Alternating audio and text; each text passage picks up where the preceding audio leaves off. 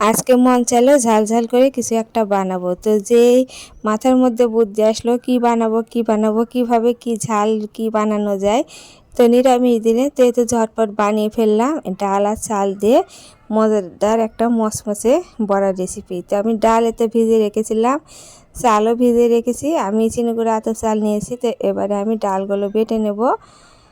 তো ব্লেন্ডারে ব্লেন্ড করে নিতে পারেন, আমি পাটাতে বেটে নিচ্ছি, কিন্তু খুব একটা মিহি করে বাটবো না, একটু ছাড়া ছাড়া থাকবে। সে পর্যায়ে আমি সবগুলো ডাল বেটে নেব।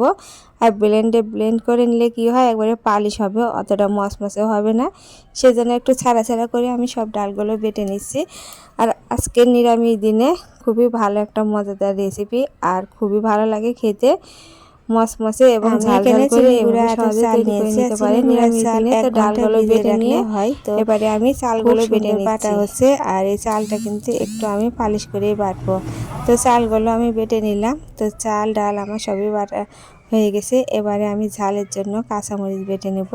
তো ঝালটা যদি একটু বেশি খান, ঝালের পরিমাণটা একটু বেশি দিতে হবে। আমি কিন্তু ঝাল বেশি দিয়েছি, কারণ আজকে বড়া ঝাল ঝাল করে করব, সেজন্য আমি এত কাঁচামরিচ বেটে নিলাম।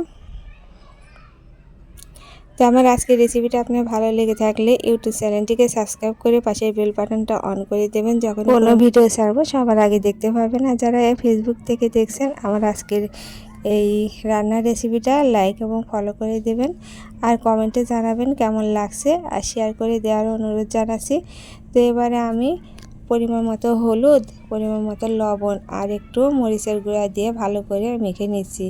তো ঝালের জন্য আমি কিন্তু বেশি পরিমাণে ঝাল দিয়েছি। এদিকে আমি কাঁচামরিচও বেটে দিলাম, আর 1 চামচের মতো লাল মরিচের গুঁড়া দিয়েছি। এবার ভালো করে আমি মাখিয়ে নিয়ে এবারে কড়াইটা গরম করে নিয়ে আমি চ্যাপটা চ্যাপটা করে এই বড়াগুলো ভেজে নিচ্ছি।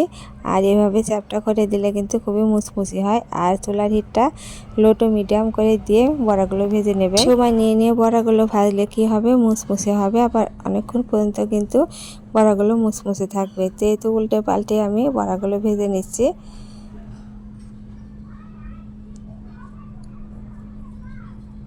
তো একটু সময় নিয়ে বড়াগুলো উল্টে পাল্টে আমি ভেজে নিলাম। ভেজে নেওয়া হয়ে গেলে এভাবে আমি তুলে নিচ্ছি। তো প্রথম চার আমার ভাজা হয়ে গেছে, বা পরের চারে বড়াগুলো আমি একে একে ভেজে নেব। তো পরের চারে বড়াগুলো আমি এভাবে একে একে দিয়ে আমি সবগুলো ভেজে নিলাম। তো আমার আজকের এই মচমচে বড়ার রেসিপিটা আপনাদের কেমন লাগছে কমেন্টে জানাবেন।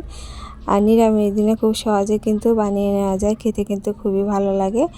আর যারা আমিষ খান, একটু পেঁয়াজ আর রসুন বাটা দিয়েও করে নিতে পারেন। তো আমি নিরামিষ দিনে এভাবে করে নিলাম। তো এই তো বড়াগুলো খুব সুন্দর হয়েছে আর মচমচে হয়েছিল। তো এই ছিল আজকের রেসিপি। কেমন লাগলো কমেন্টে জানাবেন। তো সবাই ভালো থাকবেন, সুস্থ থাকবেন, নমস্কার।